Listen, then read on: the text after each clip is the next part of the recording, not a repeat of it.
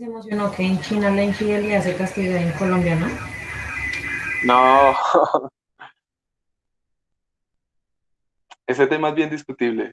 Si ustedes hablan de ese tema con una persona que estudia antropología, por ejemplo, les va a dar una concepción de la infidelidad diferente a la que pueda tener un abogado. Si ustedes hablan de ese tema con un psicólogo, lo va a dar diferente. Por lo menos los antropólogos dicen que la infidelidad es algo inherente al ser humano porque el ser humano es un animal y que la fidelidad es un concepto distinto. O sea, por eso se dice que los animales son fieles. Una, la promiscuidad no es sinónimo de infidelidad. Pero pues bueno, luego le digo, si abrimos ese debate es un debate bien complejo. Que el ser humano es promiscuo, lo que pasa es que su racionalidad lo hace comportar de una forma diferente, pero es promiscuo por su naturaleza, eh, que son incluso esto, o sea, etimológicamente el concepto de infidelidad está mal utilizado porque nosotros creemos que infidelidad es engañar sexual o amorosamente a una persona, y eso no es el propio concepto de infidelidad. La fidelidad es un concepto que va más allegado a la lealtad, pero vuelvo y les digo, ese concepto es un concepto complejo. Ahí, Adriana. Porque Adriana es fiel o es infiel, Adriana. Qué falta de respeto, doctor. Yo conozco más de un amigo que es bastante infiel, Ok, peleador, el muchacho. vale, Adriana. No, se lo pregunto por la amplitud del concepto. Usted me puede decir, yo soy leal, ¿sí? En ese evento. Pero bueno, entonces el tema es, pero vean que, perdónenme el ejemplo, pero esos temas han sido muy sonados. Y el tema tiene mucho morbo. No sé si ustedes recuerdan el tema de un senador de policía que ahora es como influencer o algo así, que se me olvidan los nombres y que salen en un video y ciertas cosas y algo. Y él tenía a su esposa, sus hijos y eso. Y creo que él nunca tuvo una falla disciplinaria por eso. Es su vida íntima en ese evento. Y el procurador,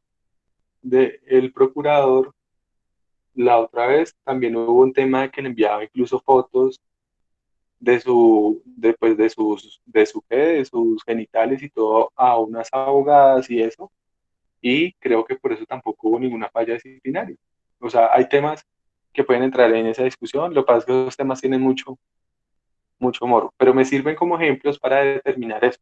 Ojo, por eso yo siempre les he dicho, hay muchos deberes éticos que no están dentro de la objetividad de la norma, pero que pues tampoco es bueno olvidar, tampoco les digo pues los abogados tienen que ser monjas, pero el tema va ahí. Ok, entonces esto que les estoy mencionando, por ejemplo, es un primer aspecto que es muy importante en la defensa de un proceso de este tipo. Desde ya les menciono, la estructura procesal de los procesos disciplinarios en contra de los abogados es una estructura de un proceso sancionatorio. Y los procesos sancionatorios, ustedes ya los conocen, que son, por ejemplo, los de la Procuraduría, los penales y los disciplinarios. ¿Por qué? ¿Cuál es la estructura sancionatoria? El ente investigador muchas veces es el mismo ente acusador. Y acá pasa lo mismo. O sea, no hay contraparte, entre comillas. En un proceso penal, investiga la fiscalía, juzga a un juez y la contraparte de uno, digamos, entre comillas, que es la fiscalía. En la Procuraduría hay una etapa de investigación preliminar, investiga la misma Procuraduría y juzga la misma Procuraduría. Acá el Consejo recibe la queja, pero mi contraparte no es quien puso la queja. Mi contraparte, ¿quién es? En ese momento el mismo Consejo. O sea, yo tengo que luchar contra la investigación disciplinaria. Y una de las primeras herramientas es la tipicidad de la conducta. Y la tipicidad de la conducta está marcada en el artículo 17. ¿Qué quiere decir eso? Que si la conducta no es típica, o sea, no está tipificada como falta disciplinaria en el código, no hay falta. Sencillo. Y yo no tengo que desgastarme. Puede que me digan, hombre, es inmoral lo que está haciendo, pero si no es falla, no es falla. Lo siento, en ese evento. Ok, eh, eso, les pongo otros ejemplos. por lo menos antes se discutían temas como decir que si un abogado es homosexual y tiene ciertos comportamientos homosexuales que no son malos, sino que pues antiguamente la sociedad de pronto rechazaba, pues eso era un tema que no era disciplinable, porque es que en la norma no dice en ningún lado que ser homosexual o comportarse como homosexual es antiético. Entonces, si por lo menos tenemos un caso como el de Brigitte Baptiste, que fuera abogada, por ejemplo, no es abogado o abogada, no sé, y si, o si de aquí a mañana a mí me da por pintarme las uñas, dejarme el cabello largo y ir en una falda a una audiencia, pues hombre, o sea, eso no está tipificado ahí. Si de aquí a mañana me colocan una queja, pues una principal herramienta es la atipicidad de la conducta. Pues vean que acá esto ya lo estamos mirando, no solo desde la perspectiva de la ética, sino la perspectiva del proceso. Por eso abría la clase diciéndoles que esto tiene una connotación sustantiva y una connotación procesal en ese evento. Entonces, primer punto es, y eso aplica en todo proceso sancionatorio. Siempre la primera herramienta es mirar si la conducta es o no es típica. Dos, artículo 18. ¿Cuál es el ámbito de aplicación de la norma? Entonces, el ámbito de aplicación que dice, el presente código se aplica a sus destinatarios cuando incurren en una falla disciplinaria dentro del territorio nacional y extranjero. En este caso, será necesario que la gestión profesional se hubiera encomendado en Colombia. Vean lo que me dice acá, que es muy importante para la mayoría de ustedes. Los estudiantes adscritos a los consultorios jurídicos de las universidades del país serán disciplinados conforme a los estatutos de la correspondiente universidad en ese evento. Es decir, que ustedes no son disciplinados por este código. Si son, eh, si son, no digamos que abogados, pero si son estudiantes practicantes que a través del consultorio hacen esto. Entonces, por ejemplo, si Kelly tiene un proceso en la Contraloría y a través de ese proceso incurre en una falla que está tipificada acá como disciplinable, ¿qué nos dice ese mismo código? No le aplica este código, sino que le aplica ¿qué? El reglamento interno. Diferente es que el reglamento interno diga que al estudiante de consultorio le aplican las sanciones, perdón, no las sanciones, sino que las fallas le aplican las mismas fallas que están en esto. Entonces es una remisión a otra remisión. Eso es diferente. Pero acá hay un punto importante, y esto es cuando se internacionaliza la profesión. Y es que cuando usted realiza una gestión en el exterior y la gestión ha sido encomendada de acá, también sigue vinculado a este código, en ese caso. Por lo menos imagínese de aquí a mañana usted trabajando en un consulado, de aquí a mañana usted trabajando en un proceso de aquí a mañana usted lleva un proceso en una corte interamericana de derechos humanos, y el proceso haya sido encomendado acá, y comete una falla, pues esa falla va a ser disciplinable por este tipo de código. Y el artículo 19 me dice quiénes son los destinatarios de la norma, es decir, quiénes son los sujetos disciplinables de este código. ¿A quién le aplico este código? Entonces me lo dice claramente, dice, son destinatarios de este código los abogados en ejercicio de su profesión que cumplan con la misión de asesorar, patrocinar y asistir a las personas naturales o jurídicas, tanto de derecho privado como de derecho público, en la ordenación y desenvolvimiento de sus relaciones jurídicas, así se encuentren excluidos o suspendidos del ejercicio de la profesión y quienes actúen con licencia provisional. ¿Qué debemos aclarar acá de este punto? Primero, no hay un código que aplique de forma diferente si yo trabajo en el sector público o en el sector privado. O sea, si yo soy juez o si yo trabajo en un buffet privado, me aplica el mismo código de ética. Dos, así me hayan sancionado y me hayan excluido de la profesión, sigo sujeto a este código. Es decir, puedo seguir cometiendo faltas y acumulando faltas en ese evento. Y es que eso es normal.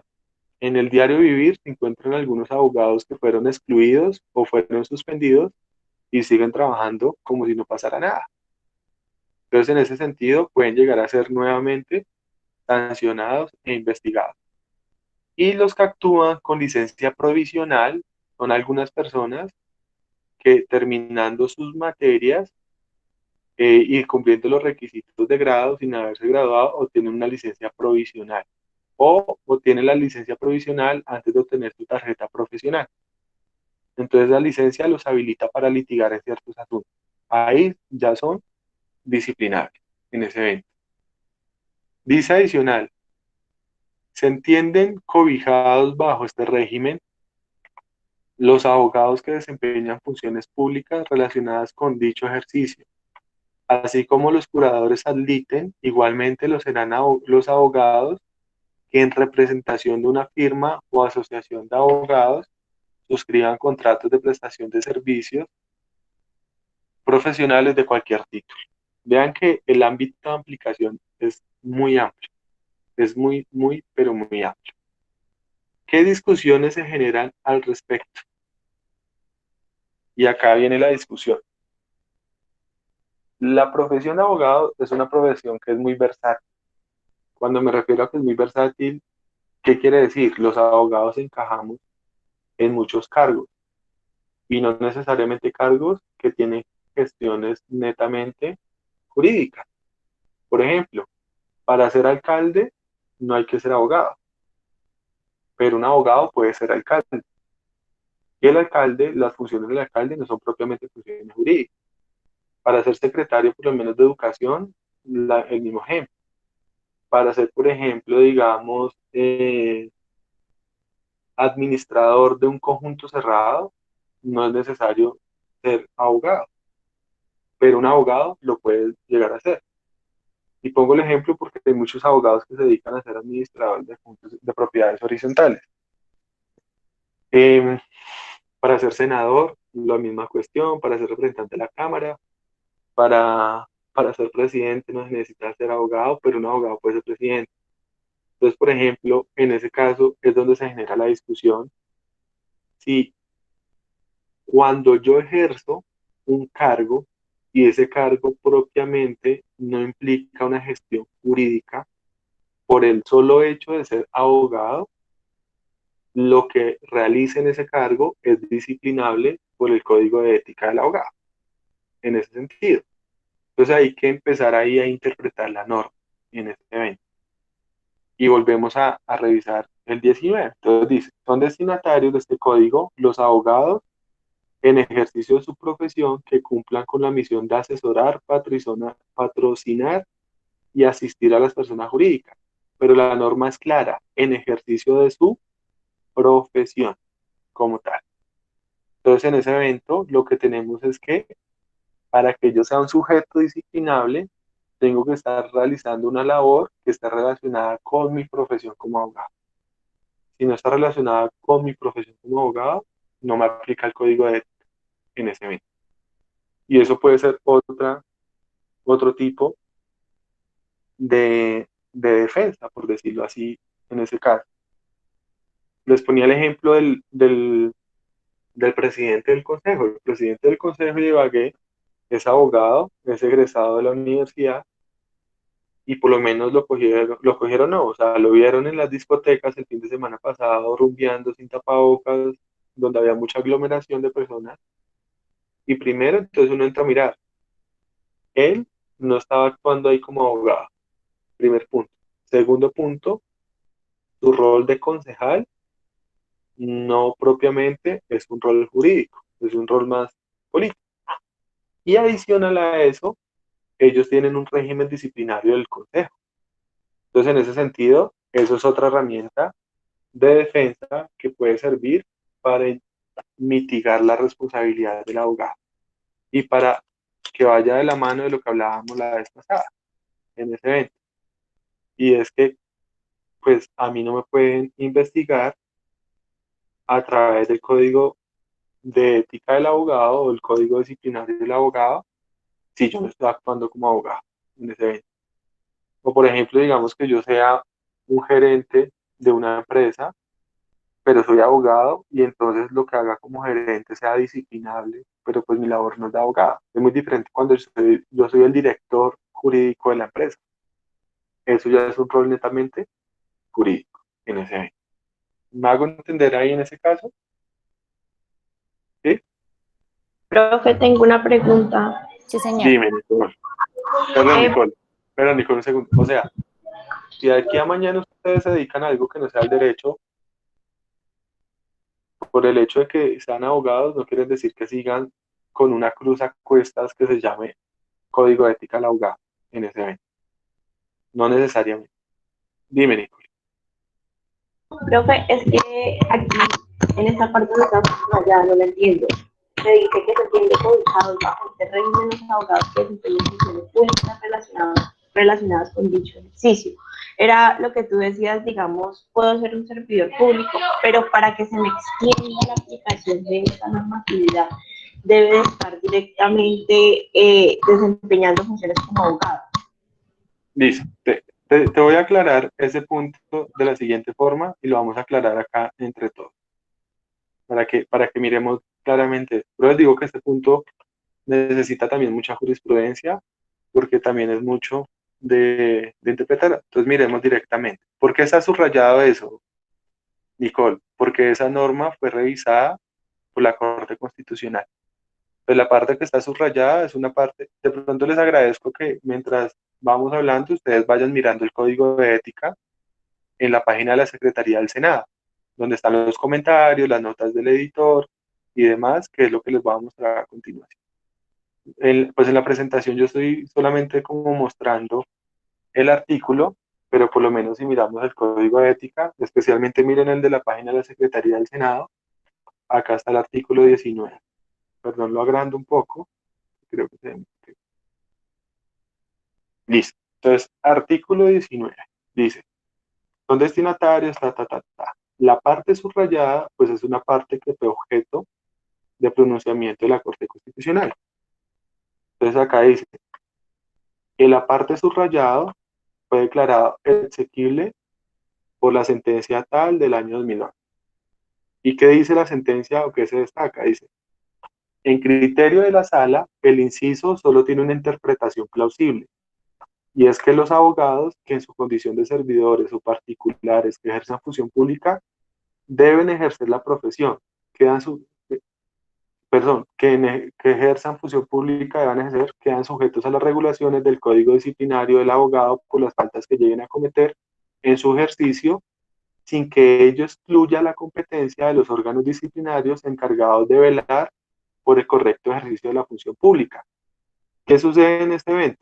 Dice, en consecuencia, serán responsables ante la Procuraduría eh, o la Oficina de Control Interno Disciplinario correspondiente y los consejos seccionales.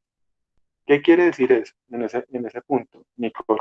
Y creo que esto, la clase pasada, ustedes lo ponían de presente, que uno no podría ser juzgado dos veces por la misma conducta. Yo les decía que sí, cuando el juzgamiento es desde ópticas diferentes. La prohibición del non bis in idem, que es no ser juzgado por el mismo hecho, es cuando sea por la misma conducta en ese evento. Adriana, su amiga es muy, pero muy desocupada, Adriana.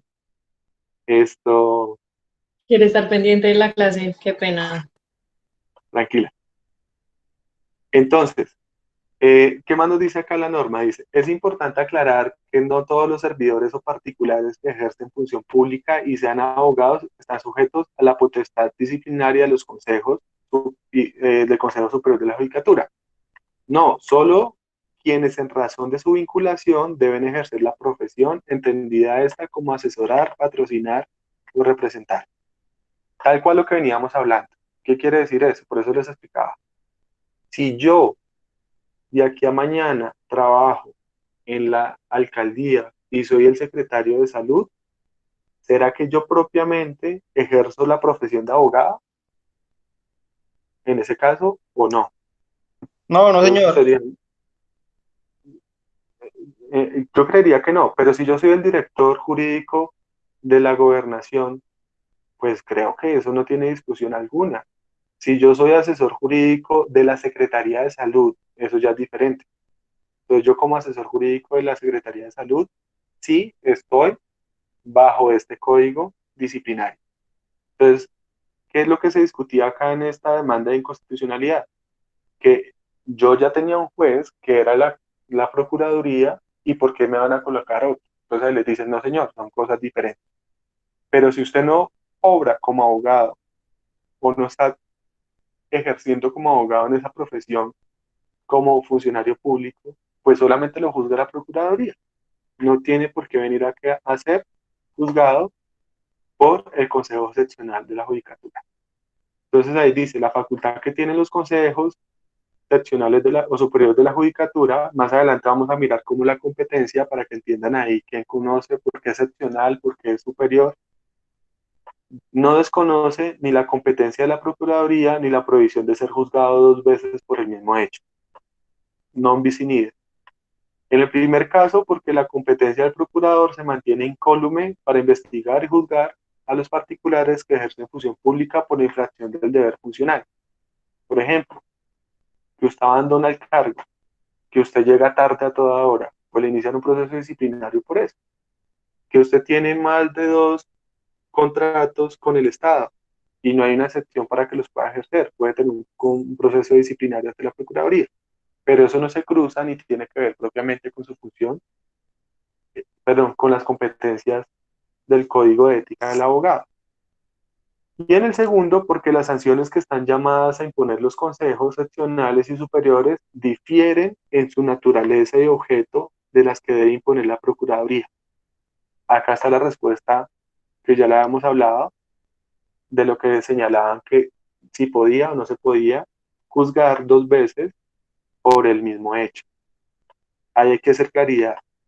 No se puede bajo el mismo proceso, pero sí se puede en procesos de diferente naturaleza en ese evento. ¿Ahí es claro, Nicole? Nicole. Sí, profe, ya entendí. Gracias. Listo. ¿Es claro para los demás? Sí, ¿O sí, no? señor, muchas gracias. Ok, listo, perfecto. Entonces veamos en ese sentido, hay que tener claridad de eso y eso es otro objeto de otro argumento de defensa que nosotros podemos tener en un proceso disciplinario. El primero, ¿cuál era? Que la falla sea típica o la falta sea típica. El segundo, ¿cuál es? Que la falta no la cometo en relación con mi ejercicio como abogado. ¿Listo? O sea, pero entonces ahí yo tengo que desligar eso.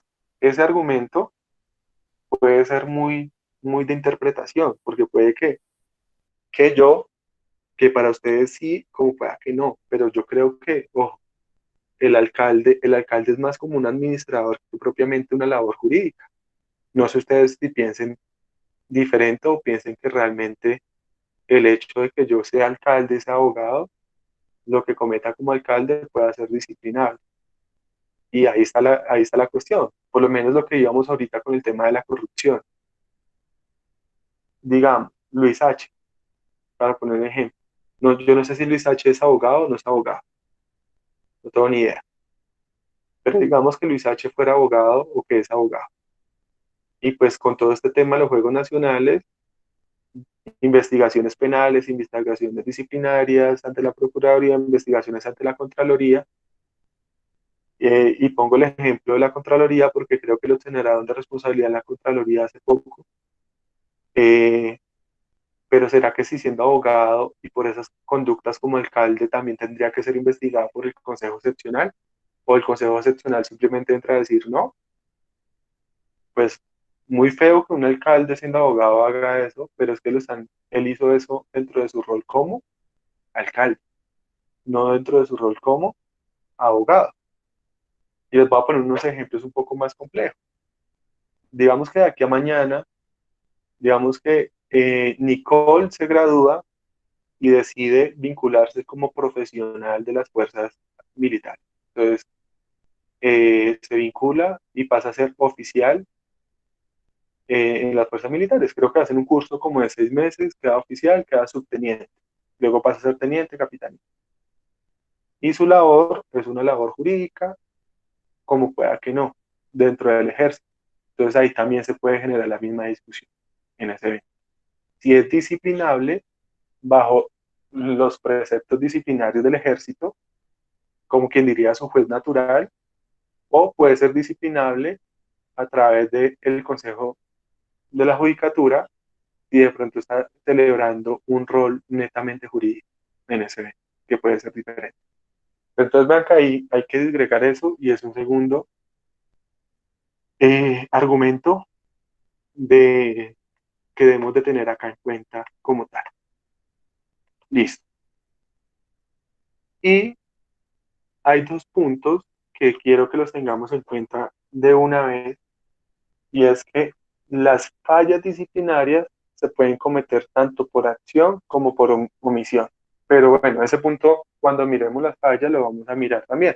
Es decir, que yo puedo responder como abogado ante el consejo por hacer como por no hacer. Y me adelanto a ponerles un ejemplo muy sencillo.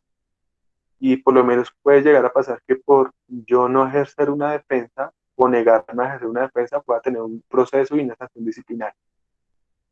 No en todo caso, no es que nosotros estamos obligados a aceptar todo tipo de proceso, pero hay unos casos en los que puede suceder, lo vamos a ver un poquito más adelante. Entonces, por acción y por omisión. ¿Qué quiere decir eso? ¿O por qué coloco eso acá? Porque a lo que me refiero es que el código o esta ley disciplina tanto comportamientos positivos como negativos del abogado en ese sentido. Y el artículo 21 es muy importante porque dice que las faltas disciplinarias son solo sancionables a título de dolo o culpa. Y eso tiene una relevancia muy importante. Pero ¿qué pasa?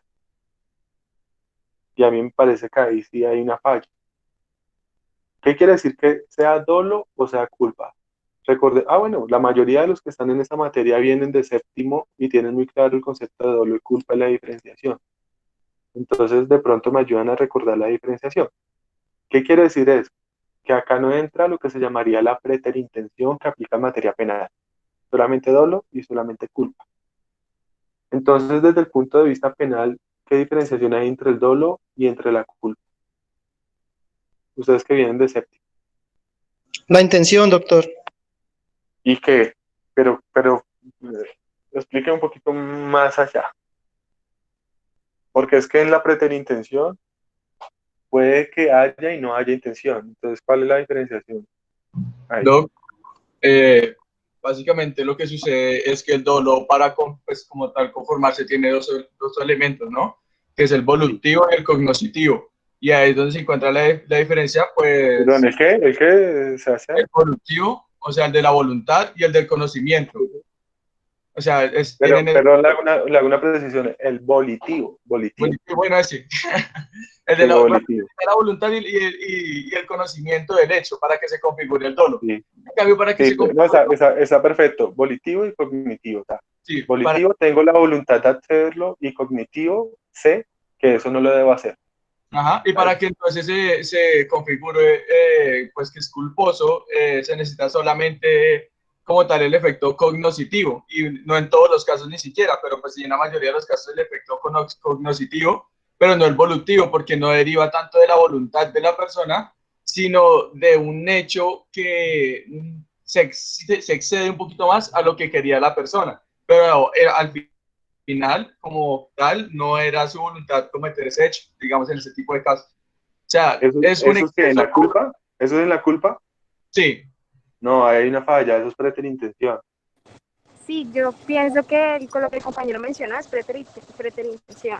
Sí. La culpa es infringir el deber objetivo de cuidado, doctor. Ok, ometer un deber de cuidado, eso es la culpa. ¿Cuál es la dificultad que se ve en este artículo?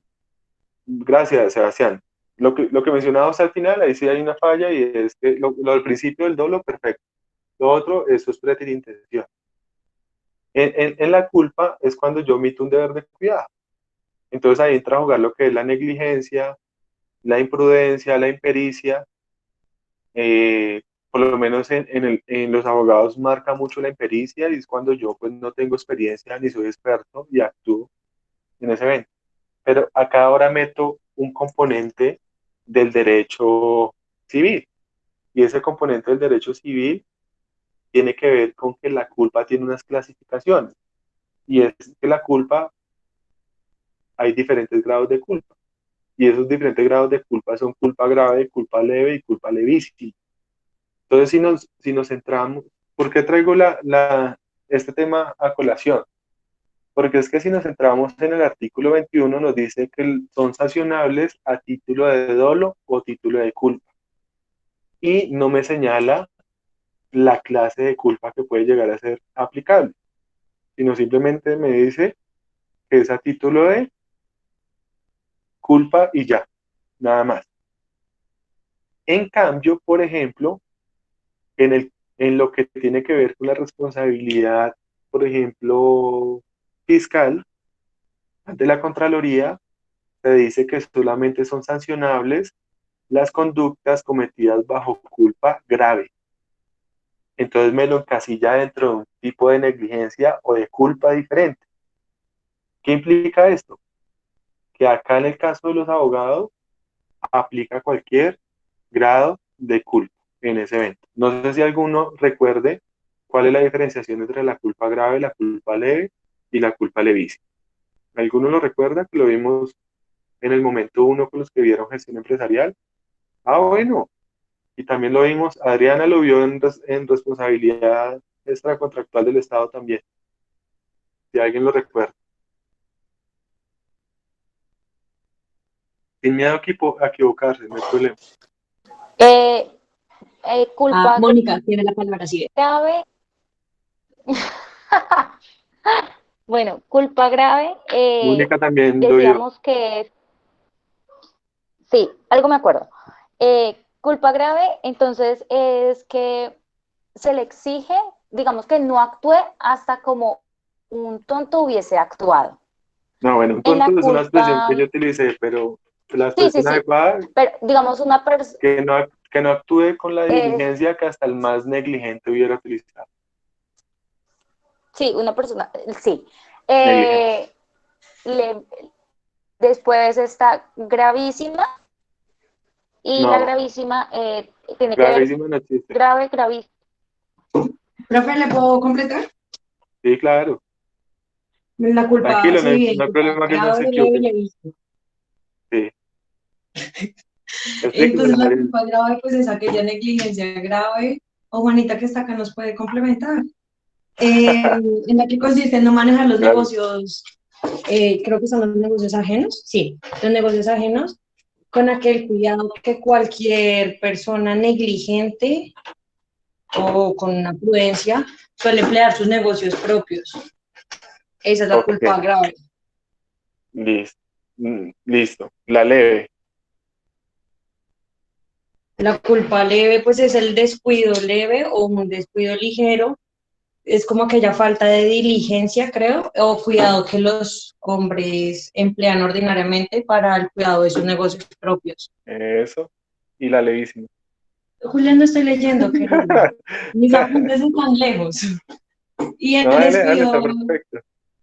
en el descuido levísimo es la que tiene mayor exigencia, que los apuntes están en la habitación.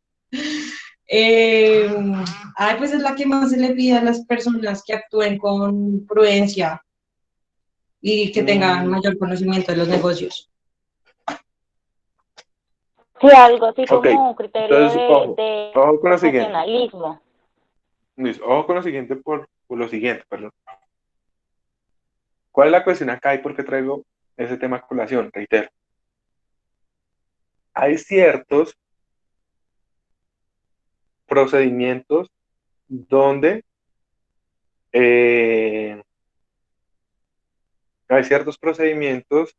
¿qué pasa? La culpa se restringe a un grado de culpa. Entonces, los grados de culpa que se aplican son la culpa grave, la culpa leve y la culpa levísima. Entonces, les reiteraba, o acorde con lo que decía Adriana, la culpa grave como tal es la culpa, la culpa grave es aquella culpa, es cuando se actúa sin siquiera la diligencia que hubiera tenido una persona negligente. Es decir, como así como lo decía Mónica, cuando no se hace hasta lo que el más torpe hubiera realizado. Ahí yo estoy actuando con culpa grave. Con culpa leve es cuando no empleo el deber de cuidado del buen padre de familia o de la persona del común. Y la culpa levísima es cuando yo no empleo la diligencia de una persona profesional como tal. Por ejemplo, en la responsabilidad fiscal solamente se da o se presenta cuando yo actúo con culpa grave o dolo. Entonces hay una restricción a ese tipo de culpa. En la responsabilidad disciplinaria de los abogados, ¿qué problema hay? Pues de que no nos hacen esa restricción de la culpa. Y eso es más difícil para nosotros. Es decir, que yo actúo tanto por no comportarme como un profesional, como también cuando no hago hasta lo que la persona más torpe hubiera hecho. Es decir, nosotros tenemos una carga de culpabilidad mucho más grande. Incluso el artículo 5 en ese evento, esto, ¿qué nos dice? En materia disciplinaria, solo podrá imponerse sanción por faltas realizadas con culpabilidad. ¿Qué quiere decir eso?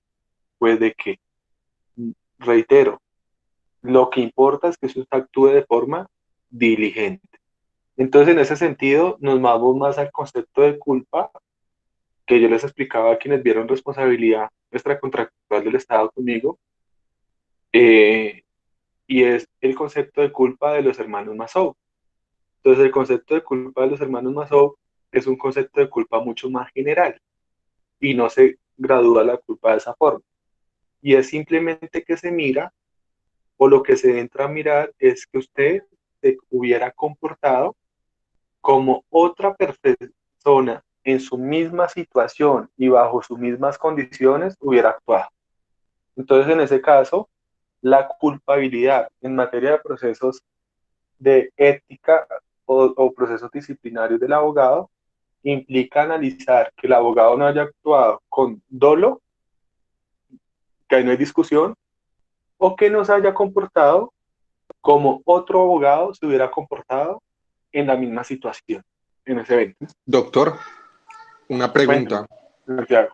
Digamos, en el caso de que compete en el código de ética del abogado, en este tema del que no hay un criterio específico, sino solamente culpa, no se podría hacer o no se podía, digamos, en un proceso X, no se podría solicitar por analogía una interpretación extensiva y que se limite solo a la culpa grave y no... No, porque para que haya restricción debe haber norma especial. Y acá, como no hay norma especial, se entiende que aplica el concepto general de culpa. Entonces, vuelvo y reitero, eso es muy importante desde el punto de vista de defender o acusar en un proceso disciplinario del abogado. Porque es que decir que hubo dolo, pues es más sencillo. Usted quería y conocía qué pasaba y lo hizo, ¿cierto? Como cuando usted coge y se roba una platica. O sea, ahí no hay discusión. Usted no se roba una plata siendo negligente. O el que me diga acá que yo me apropio un dinero de mi cliente por negligencia, sería bastante discutible. Usted sabe que esa plata no es suya y se queda con esa plata que no es suya. Ya sé. Pero hay situaciones en las que usted actúa con culpa. Entonces les voy a poner un ejemplo muy sencillo, que lo trae la misma ley. Y ustedes desde acá pues empezamos a conocer en ese evento que es una falla disciplinaria como tal. ¿Qué sucede? Cuando yo voy, perdón, se los voy a copiar acá para que lo tengamos claro. Eso lo vamos a ver también un poquito más adelante. ¿Qué nos dice el artículo? Bueno, en el artículo 28 hay una cantidad de conductas y la 20 nos dice lo siguiente, que yo como abogado, perdón, Uy, qué pena, que se me agrande, se me achicó. Ok.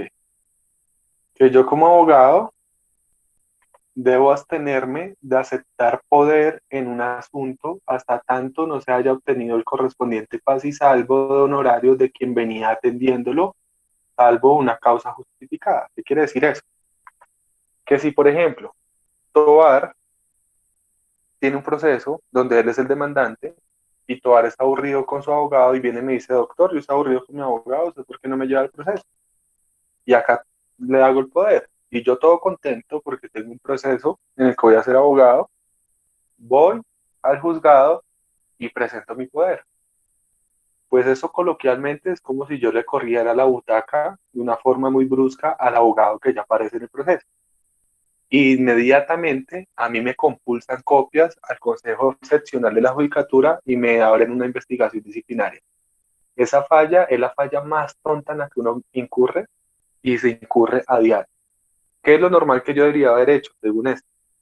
Haberle dicho a Julián, Julián, llame a su abogado, pídale un paz y salvo. ¿Qué quiere decir eso? Que usted ya le pagó a él, usted no tiene ningún concepto pendiente por honorarios con él.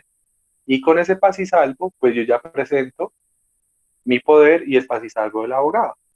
O sí, y no tengo ese problema. Entonces vean que ustedes me podrán decir, venga, pero eso no es propiamente algo antiético, es una falla disciplinaria.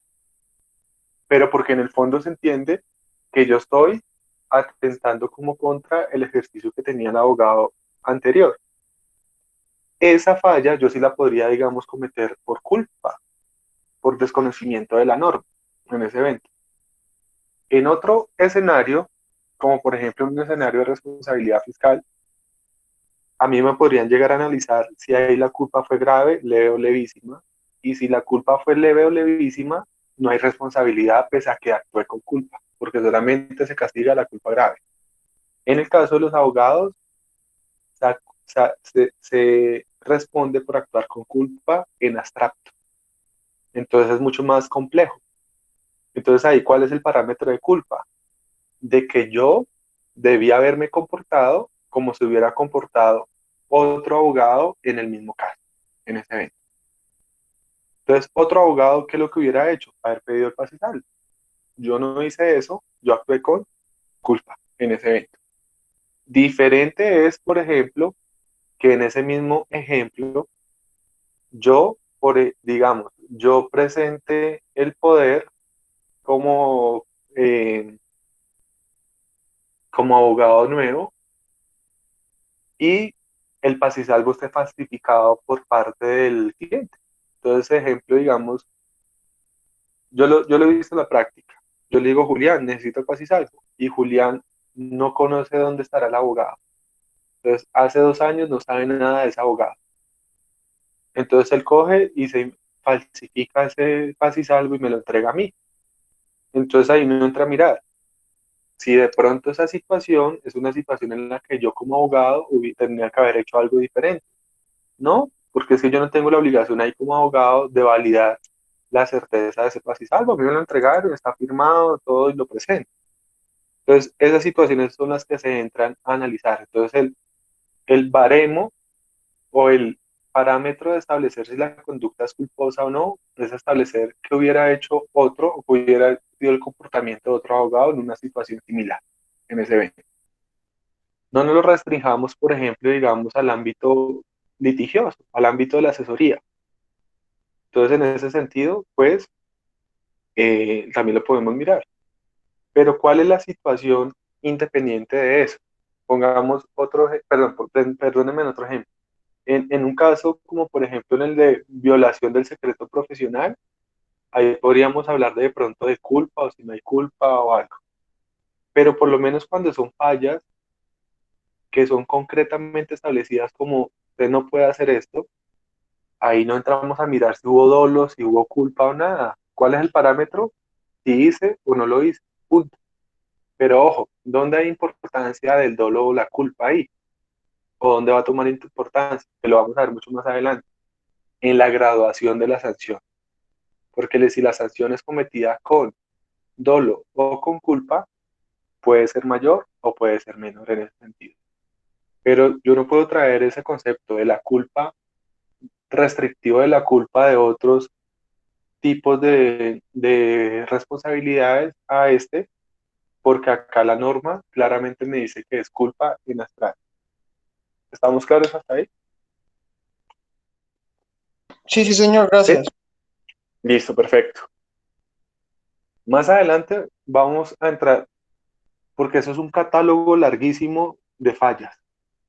Entonces más adelante las vamos a ir mirando y vamos a ir mirando las más relevantes, en especial, o las que más generan discusión.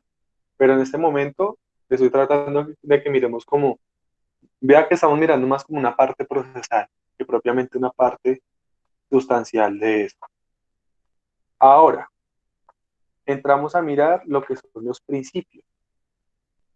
Pero ojo, acá también hay dos tipos de principios. Están los principios de ética del abogado y hay unos principios que son más del proceso disciplinario del abogado. Pues al ser un, ¿cómo se dice? Al ser un código en el que interviene una parte sustancial y una parte procesal, pues esos dos aspectos se cruzan. Pero en ese sentido, lo que tenemos es que hay un articulado que me habla de principios que son de prácticamente principios deontológicos y otra parte que son más principios procesales. Entonces, los vamos a mirar. Prácticamente lo que nos queda de clase, vamos a dedicar a mirar esos principios para que ustedes los tengan claros y los diferencien ahí. Entonces, en ese sentido, la norma arranca desde el artículo primero en adelante hablarme de principios, desde el artículo primero hasta el artículo 16. Pero posteriormente, en el artículo 48 en adelante, vuelve y me habla de principios en ese evento. Reitero, nos vamos a dar cuenta que la mayoría de los principios que se mencionan acá son son principios más del proceso que propiamente principios de ética en ese evento. Entonces vamos a ir mirándolos uno a uno y nos vamos a centrar de pronto en los que tienen más relevancia. Pues porque no tiene sentido, para eso les mando la norma y ustedes la leen. Pero lo importante es entrar en algunos que tienen discusión. Entonces el primero, dignidad humana. Quien intervenga en el proceso es tratado con el respeto debido y la dignidad humana inherente al ser humano. Eso no tiene propiamente nada que ver con el comportamiento ético del abogado. Es un principio que tiene que ver más con el proceso en ese evento.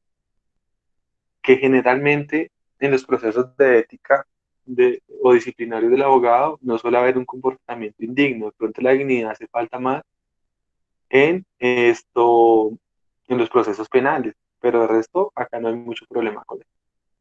El punto 2 o el principio número 2 es un principio que también es mucho más bien procesal y dice en cabeza de quién está conocer los procesos. Entonces en ese sentido me habla de que la titularidad de esta corresponde al Estado. ¿A través de quién? De las salas jurisdiccionales y disciplinarias de los consejos superiores y seccionales de la judicatura. Son ellos quienes conocen los procesos por la comisión de algunas faltas respectivas en esta ley. Más adelante vamos a hacer la diferenciación o qué diferenciación hay entre el consejo seccional y el consejo superior, pero realmente es como una primera instancia y una segunda instancia, y por lo general tienen dos salas, una sala disciplinaria y una sala administrativa. La sala disciplinaria es la que se encarga especialmente de investigar esos tipos de conductas típicas en especial. Principio de la legalidad. Y acá se refuerza lo que dijimos en el artículo 17. ¿Qué nos dice el artículo 3 como principio de legalidad? Dice, el abogado solo será investigado y sancionado disciplinariamente por comportamientos descritos como falta en la ley vigente al momento de su realización y conforme a las reglas fijadas en este código. Lo mismo, tipicidad. Entonces el artículo 3 me establece un principio y es el principio de legalidad, que ese mismo principio de legalidad es el principio que aplica en materia penal en ese evento. Y es lo mismo el artículo 17. Yo solamente puedo ser disciplinado por conductas que estén descritas como disciplinables en este código. Artículo 4. Vean que esos son puros principios procesales. Un abogado incurre en una falta antijurídica cuando con su conducta afecte sin justificación alguno de los deberes consagrados en el presente código. Se refuerza aún más lo que estamos mencionando con el artículo 4. O sea que artículo 4, artículo 3 y artículo 17 me refuerzan el concepto que estamos mencionando de defensa que se relaciona con la atipicidad de la conducta. Quinto, culpabilidad. En materia disciplinaria, solo se puede imponer sanción por faltas realizadas con culpabilidad. Queda radicada toda forma de responsabilidad objetiva. ¿Ustedes vieron responsabilidad objetiva en materia penal? ¿O no? ¿Y alguien me la podría explicar?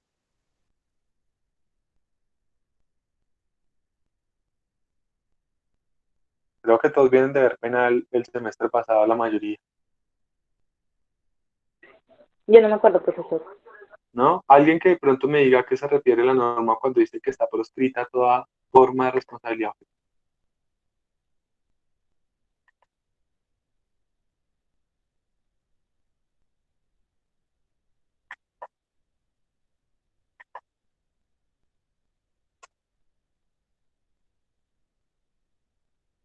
¿Nadie?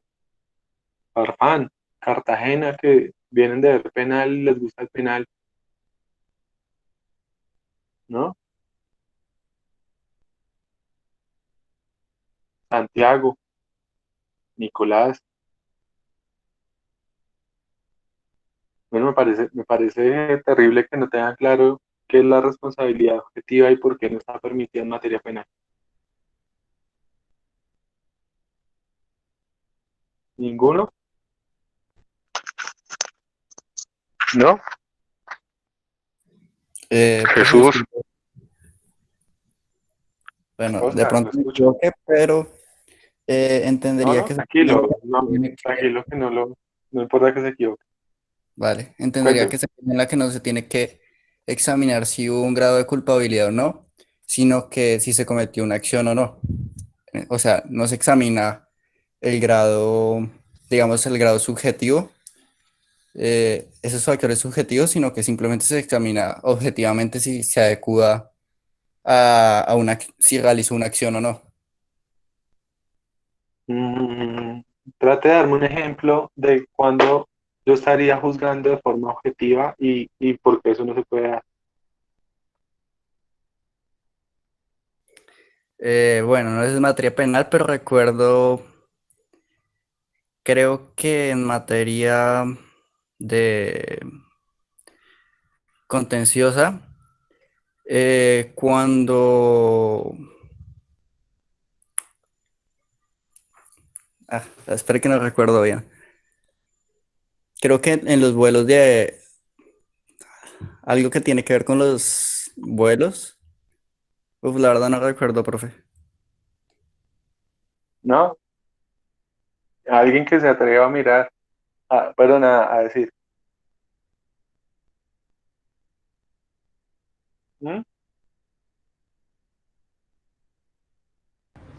Pues estoy buscando acá en internet y aparece que también es llamada teoría del riesgo creado, y es aquella en la cual quien emplea No, cosas peligrosas debe reparar no, los daños que cause, ¿no es ojo, eso? no. Profe, un ejemplo de esto sería fuerza mayor Norma o caso penal, penal, fortuito, penal, ¿no? De acuerdo penal. al artículo 32 del Código Penal. No, ojo. ¿Qué nos dio penal general a ustedes?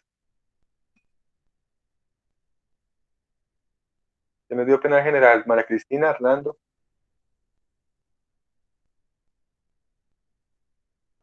¿Mm? A mí, María Cristina. A mí igual, Después. María Cristina. Aquí dice No. que la responsabilidad Bueno, objetiva prescinde de la culpa y surge por la causación material de un resultado lesivo sin tener en cuenta la esfera volitiva del sujeto activo de la no, conducta. ¿Tampoco es? ok. No, mentiras, eso que estás diciendo sí es cierto.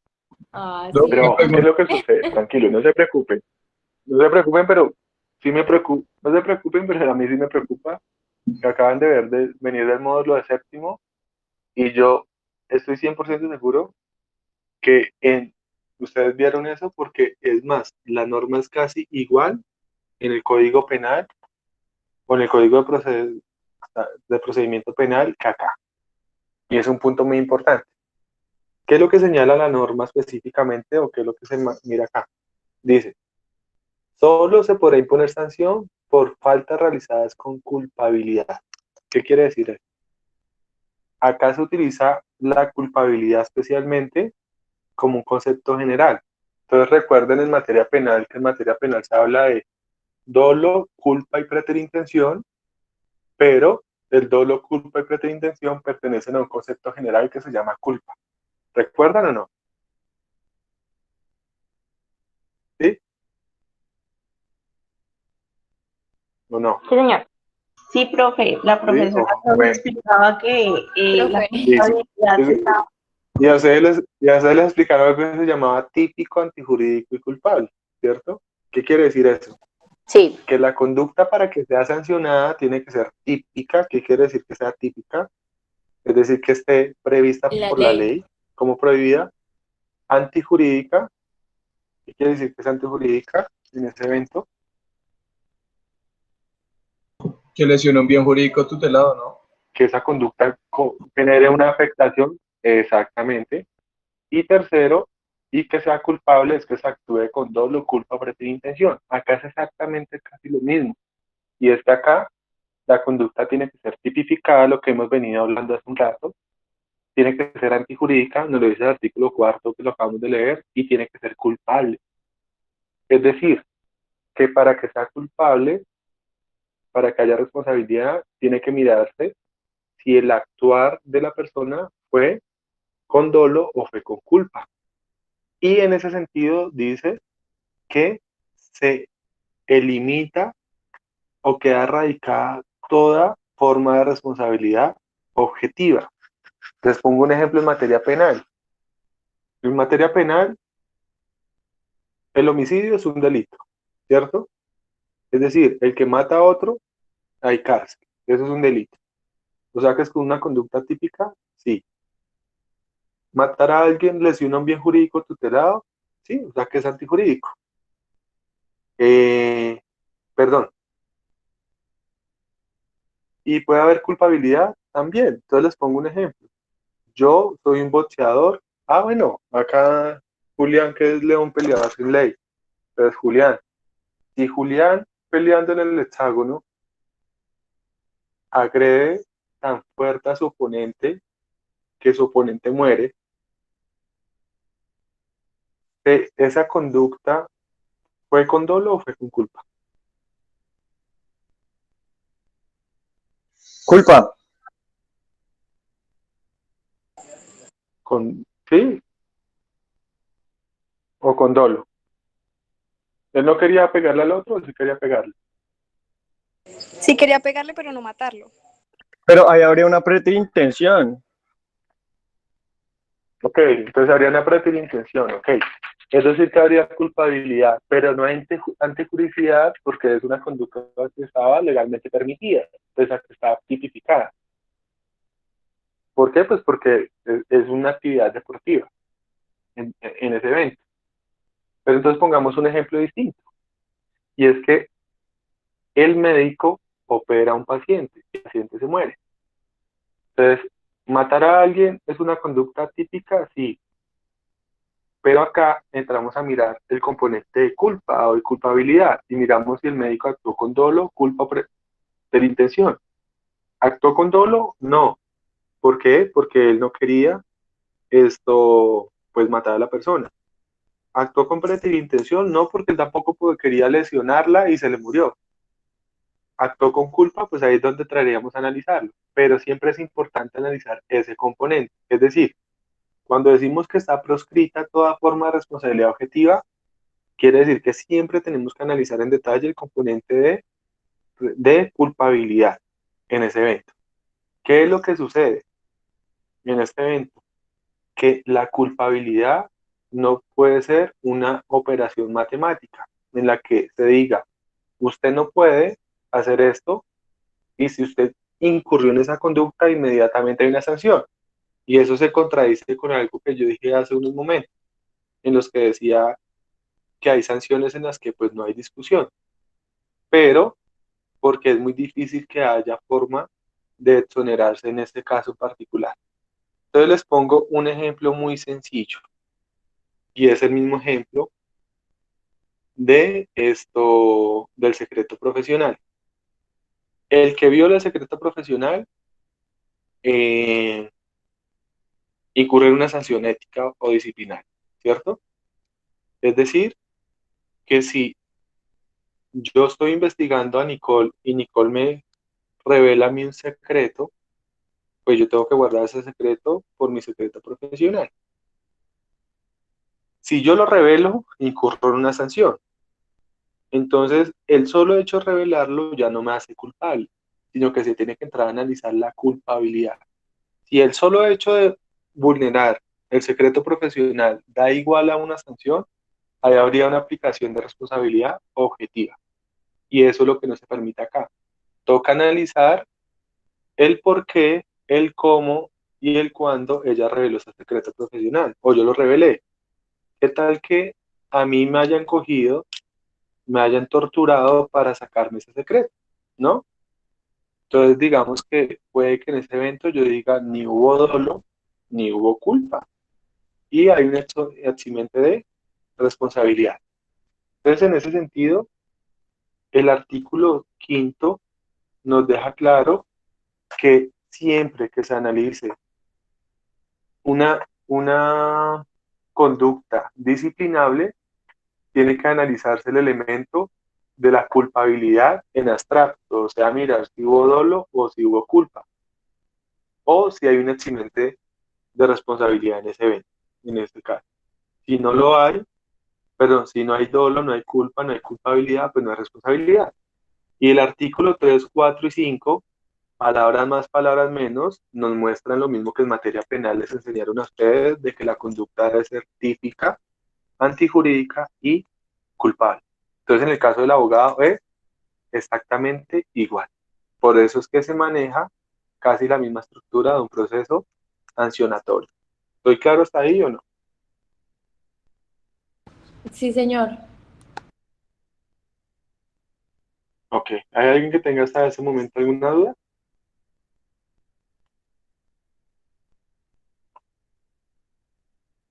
¿O no? Con todo lo que les estoy queriendo mostrar, ya me estoy adelantando a una conclusión. Y es que pueden haber muchas conductas del abogado que pueden ser antiéticas, pero por este típico antijurídico y culpable puede que nunca sean sancionadas.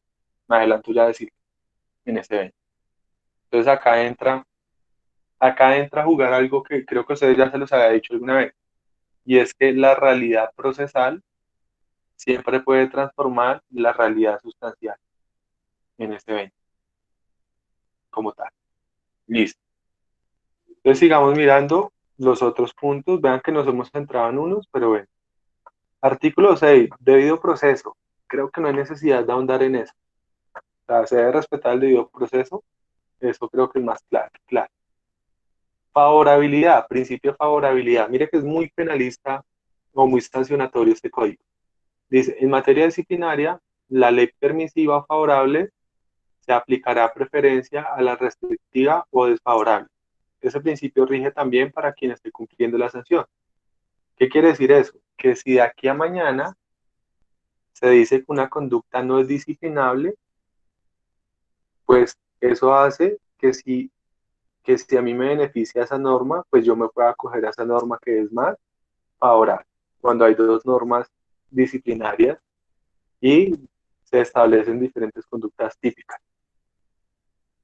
No sé si ustedes, menos mal nos está escuchando la doctora María Cristina o estaría un poquito alterada de escucharlos al ver que no se acuerdan ya nada de penal y lo vieron el semestre pasado. Pero el principio de favorabilidad lo tuvieron que haber visto también en materia penal. Entonces, en ese sentido, ¿qué puede pasar? La favorabilidad aplica en muchos sentidos. Puede que yo incurra en una conducta disciplinable y esa conducta disciplinable al día de hoy tenga una sanción. Y en 3 meses nazca una ley que diga que eso ya no es sancionado o tenga una sanción menor. ¿Qué quiere decir eso? ¿O qué implica eso? Que yo me acojo a esa norma. O puede haber una norma que establezca que tiene una sanción mayor. Entonces yo me acojo a la norma anterior, durante la cual realicé la conducta. Lógicamente, si yo cometí la conducta en vigencia de una ley, no puedo acogerme a una ley anterior a la que estaba vigente cuando cometí la conducta, pero sí puedo moverme por favorabilidad frente a una conducta posterior, en ese sentido. Infortunadamente, acá no hay tanta variación en esos casos, pero pues ahí está el principio. Presunción de inocencia, creo que tampoco es necesario que ahondemos en ella, pues se presume que usted es inocente hasta que no sea declarado o sancionado disciplinariamente en ese evento. Artículo 9, non bis in idem. Este va muy relacionado con lo que hablábamos la clase anterior y esta, dice, que es el de no poder juzgar 2 veces por el mismo hecho. Entonces dice, los destinatarios del presente código, cuya situación se haya resuelto mediante sentencia ejecutoriada o decisión que tenga la misma fuerza vinculante proferidas por autoridad competente, no serán sometidos a una nueva investigación y juzgamiento por el mismo hecho, aun cuando se le dé una denominación distinta. Entonces ahí se aplica el principio de cosa juzgada y por consiguiente, pues yo no puedo ser disciplinado 2 veces por el mismo hecho. Principio del non bis in idem en ese evento. Principio de igualdad material tal cual como Profe, siempre aplica. pero hay que un Dime. poquito confundida porque la clase pasada hablamos de que si podía responder si las responsabilidades eran diferentes. Ajá, Entonces, al no ser juzgado por el mismo eso no hecho, cambia. Pero le damos el 9 nuevamente. Es más, el artículo 9, o sea, el artículo 9 se complementa con lo dicho en la sentencia que leímos ahorita de comentario del artículo, no recuerdo el artículo el 10 y artículo algo, quinto, 19 o creo. 20 y algo. ¿Era el artículo quinto? No, sí, no. El que leímos de los funcionarios públicos, El 19. que había una sentencia ahí. Ok, listo. Entonces se complementa en qué sentido. Ya se explicaba, por ejemplo, el por qué yo podía ser disciplinado ante la Procuraduría y ante el Consejo Seccional por el mismo hecho. Pero se explicaba que eran conductas de diferente, perdón, que eran procesos de diferente naturaleza disciplinaria o diferente naturaleza sancionatoria. Y eso no altera el non bis in idem. Lo que altera el non bis in idem es que a mí me investiguen 2 veces el mismo ente por el mismo hecho.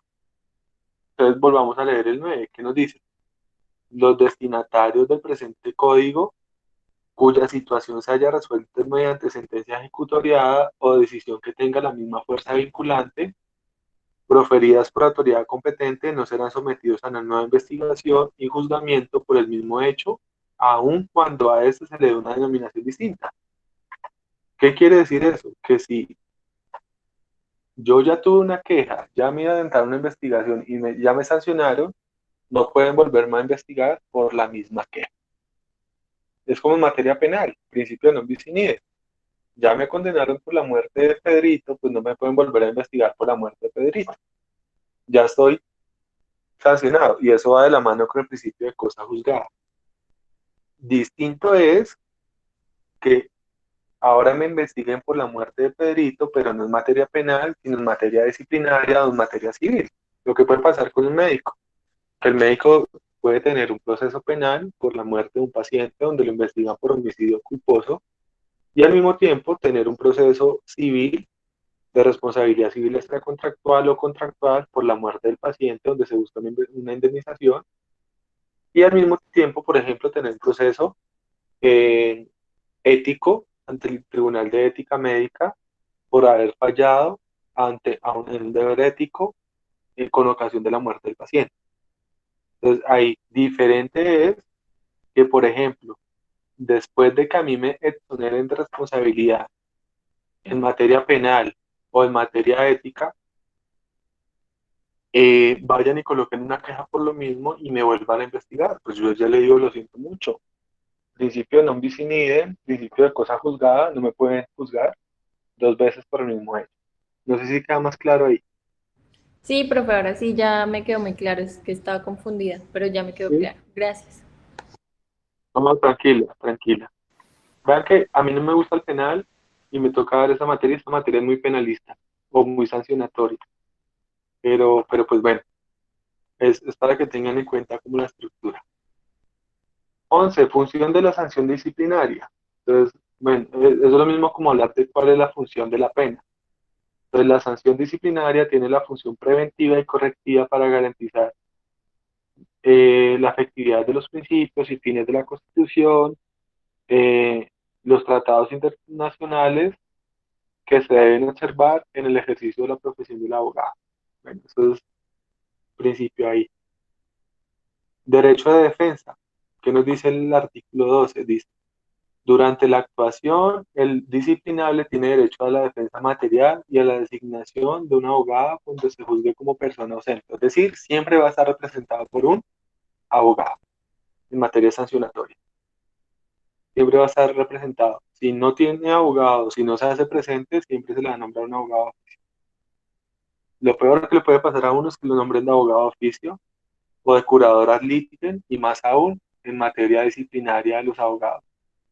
Pues porque uno lo mandan allá a defender un abogado porque se robó una plata y uno dice, pero hombre, o sea, ¿qué hago? Como que resulta también una contradicción ética el defender a alguien que está haciendo algo que uno sabe directamente que es antiético. Eh, el artículo 13 lo vamos a mirar mucho más adelante, lo vamos a profundizar. Simplemente me dice que las sanciones deben responder a los principios de razonabilidad, necesidad y proporcionalidad. Y se deben aplicar los criterios que se fijan en la ley. Yo no sé si ustedes recuerdan en la clase pasada que vimos unos casos donde decía que un abogado trató de prevaricador a un juez y otro dice que trató de prevaricador como a una magistrada y las sanciones fueron diferentes en ese sentido. Entonces esto va muy de la mano con eso, que es que en materia de código de ética del abogado, las sanciones no son directamente aplicables como por ejemplo si pasa en materia penal, porque en materia penal, si usted incurre en esta conducta, ya tiene establecido cuál es la pena. Y lo único que se gradúa en la pena, en materia penal, es los cuartos y eso, pero eso es un tema más matemático. En cambio, en materia disciplinaria hay diferentes tipos de sanciones y esas sanciones se gradúan acorde con el principio de razonabilidad, necesidad y proporcionalidad. ¿Qué quiere decir eso? Que termina siendo, no digamos lo que subjetivo, pero sí puede ser muy variable. Es decir, puede que por una misma conducta la sanción pueda ser diferente, dependiendo de quién lo condena, dependiendo de algunos aspectos que giran en torno a lo que sucedió. Entonces, eso es, a mí me parece que es bastante riesgoso que la norma dejar abierta la posibilidad de aplicar una sanción de esa manera es bastante riesgoso y ofrece poca seguridad jurídica. Pero así está establecido en la norma. Artículo 14 es gratis. Las actuaciones disciplinarias, eh, principio del artículo 15, interpretación, que nos dice, en la interpretación y aplicación del código, el funcionario competente debe tener en cuenta la finalidad del proceso, etcétera, etcétera, eso es muy procesal. Y bueno, una aplicación de principio de integración normativa, donde me dice que incluso se pueden, ahí sí por remisión, aplicar otras normas, acorde con lo que decía hace un rato Santiago. Dice, en la aplicación del régimen disciplinario prevalecen los principios rectores contenidos en la Constitución Política en esta ley. Y en lo no previsto se aplican los tratados internacionales, etcétera, etcétera, y lo aplicado en el Código Disciplinario Único, Penal, de Procedimiento Penal, Procedimiento Civil. Es decir, todo lo que no está acá se puede aplicar acorde con otras normatividades en ese sentido. Pero eso es más procesal. Y los principios del artículo 48 en adelante, que supuestamente son los del procedimiento, que nos dimos cuenta que los anteriores son más procedimentales que sustanciales, nos dicen lo siguiente. Primero, 48. Los principios constitucionales que inciden especialmente en el ámbito disciplinario deberán orientar el ejercicio de la función pública disciplinaria. ¿Qué quiere decir eso? Que yo puedo echar mano de la Constitución para también defenderme dentro de un proceso disciplinario, en ese caso. Entonces, ese principio sí puede llegar a ser muy importante. 49. Prevalencia del derecho sustancial. Entonces dicen, en la aplicación de las normas procesales deberá prevalecer la efectividad de los derechos sustanciales sobre las disposiciones procedimentales. Eso es algo netamente procesal, donde prevalece lo sustancial sobre lo procesal. Artículo 50, ya lo decía hace rato otro artículo, gratuidad. 51, celeridad del proceso, debe ser un proceso rápido, lo cual es totalmente falso, los procesos son demasiado demorados. Debe ser un proceso eficiente, debe ser un proceso donde haya lealtad, debe haber motivación de las decisiones. El, el principio de doble instancia quiere decir que siempre las actuaciones ante el Consejo tienen una doble instancia, no hay procesos de única instancia en este código. Y principios de publicidad, oralidad y contradicción, que son principios netamente de contenido procesal. Entonces démonos cuenta con lo que vengo mencionando, y es una conclusión que les he venido haciendo desde hace mucho rato, y es que si bien la ética es algo que debe mirarse desde un punto de vista más sustancial, o tiene que mirarse más desde una perspectiva del análisis del comportamiento de una persona, este código es un código en el que más que todo se da un catálogo de faltas y un procedimiento mediante el cual se castigan esas faltas. Y lo que no está dentro de eso no es castigado como una conducta antiética. Razón por la cual, pues hoy en día se reciben muchas críticas frente a eso y da lugar a que se generen muchos problemas de interpretación. Ahí me refiero nuevamente pues al ejemplo que ponía Adriana, por ejemplo, de la juez de Cúcuta, ¿no? Yo les explicaba, ¿la norma de qué año es? Del 2007, ¿no? Y posiblemente el contexto de la norma tuvo en cuenta el actuar de los abogados antes del 2007. Y pues la realidad social antes del 2007 no es la misma realidad social después del 2007. Es decir, en el 2007 el legislador no se imaginaba que una juez fuera a salir en Instagram luciendo un vestido de baño, mostrando unos tatuajes, etcétera, etcétera. O si no, de pronto hubiera dicho si eso es ético o no es ético.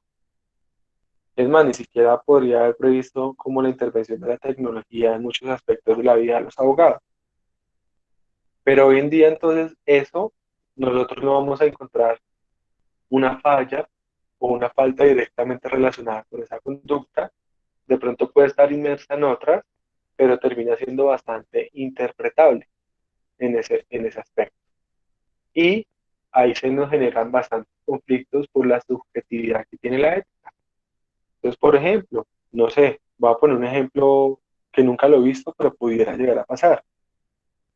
¿Qué pasaría si de pronto yo soy un juez, estoy nombrado porque me gané el concurso de méritos? Es decir, soy juez porque presenté un concurso, fui el mejor, quedé nombrado, y me da por tatuarme toda la cara quitarme la nariz como Voldemort y quitarme las orejas y partirme la lengua en dos como una culebra. Y llego a las audiencias con mi bata y así. ¿Eso tendría algún problema o algún inconveniente o no? Entonces, eso podría generar una discusión bastante fuerte, sobre todo desde el punto de vista del decoro de la profesión. Pero, ¿qué sucede en ese sentido? Y ahí entra a jugar mucho lo que hablábamos acá en el artículo 48.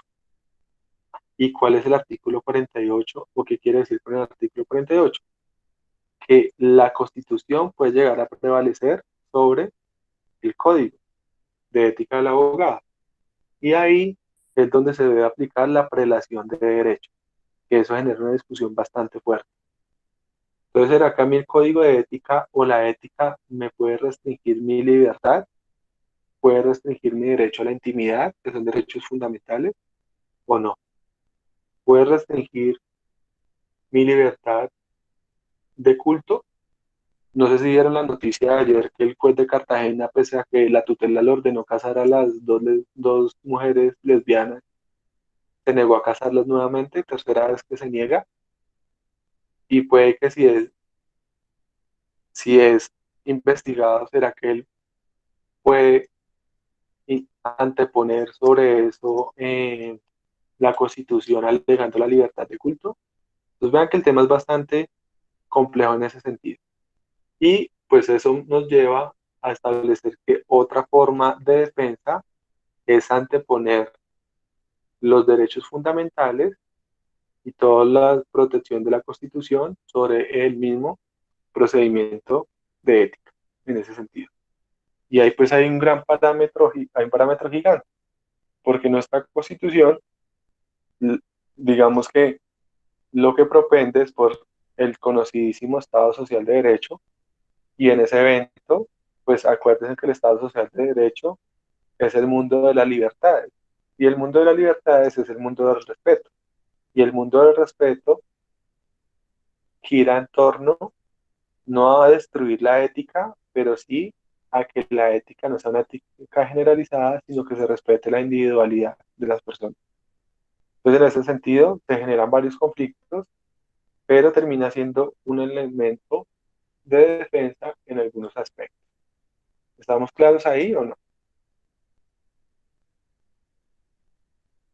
Sí, señor. ¿Sí o Señor. sí? ¿La idea es clara o es concreta? Sí, señor. Listo, perfecto. Entonces vean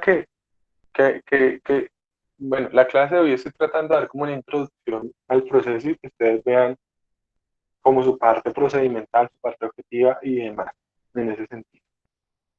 Ok, y para terminar, no, yo creo que lo podemos dejar ahí, porque si empezamos el otro tema me va a tomar mínimo, que es el de las inhabilidades para ejercer la profesión de abogado, es, me va a tomar por lo menos más de media hora. Simplemente para terminar, hago la siguiente aclaración o digo lo siguiente nuevamente.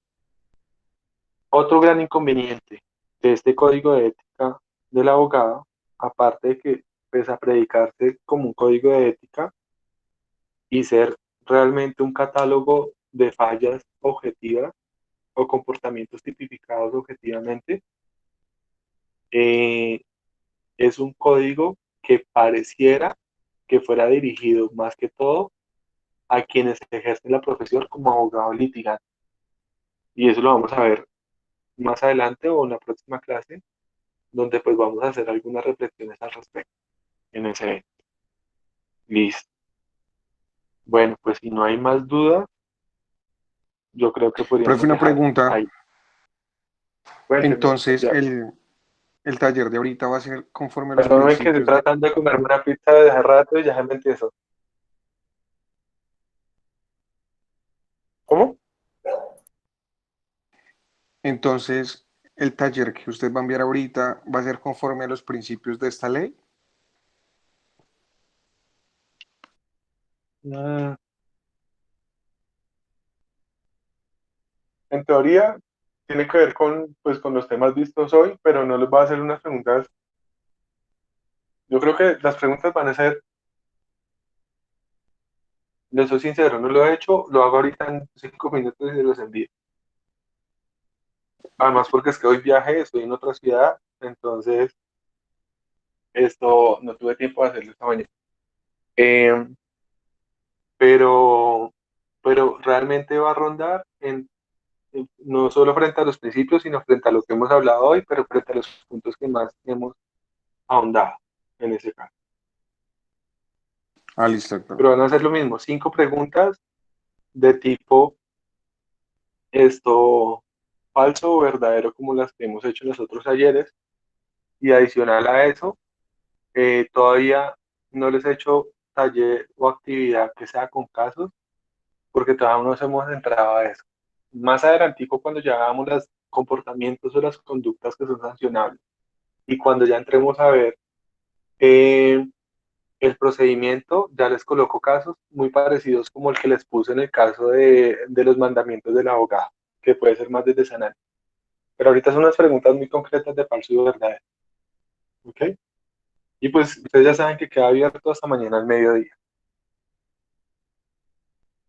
Listo, doctor. Profe, una pregunta, ¿cuánto envía las notas del lunes? Ah, no les las he enviado, entonces las envío ahora. Qué pena. De pronto se me olvidó enviarlas. Entonces las envío ahorita. ¿Listo? Y de los otros talleres, profe. Entonces las envío ahorita también, si no les he enviado. No, todo eso es algo antiético. Usted ahí mostrando comida. Falta de respeto, doctor. Mano, No, le hoy ni almorcé. No, doctor. He estado La viajando. clase es hasta las 8. Domicilio para todos, doctor. Qué pena. Ah, bueno, si queremos clases a las 8, Adriana. No, Les vamos a dar no, clases a no, las no, 8. Paso, doctor, gracias. Ya usted dijo que el lo envió más tarde, que ni siquiera lo había hecho. A ella la cuarentena le afectó un poquito. Ok. A usted, William, que está armando Bueno, cosas. listo, vale. Bueno, entonces hablamos. ¿Listo? Profe, buenas noches. Qué pena. ¿Será que puedo, Vale, que descansen, ¿no? Dime, Julie. puedo hablar con usted ahorita un momento cuando todos se retiren? Sí, claro que sí, no hay problema. Gracias. Chao, profe, gracias. Bueno, Hasta luego, profe, vale, que gracias. descansen. Gracias, profe, gracias. Gracias, doc. Bueno.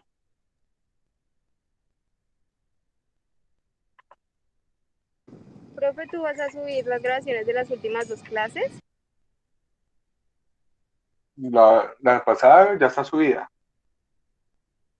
Ah, ok. Y esta la subo ahora o mañana. Listo, profe, gracias. Hasta luego, feliz noche. Vale, bueno, vale, con gusto.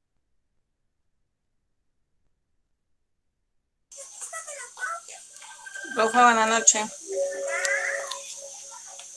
Hola, Julie. Profe, es que quería preguntarle una cosita. Lo que pasa es que tuve unos inconvenientes aquí en la casa. Dame un segundo, dame un segundo. Pauso la grabación de la clase.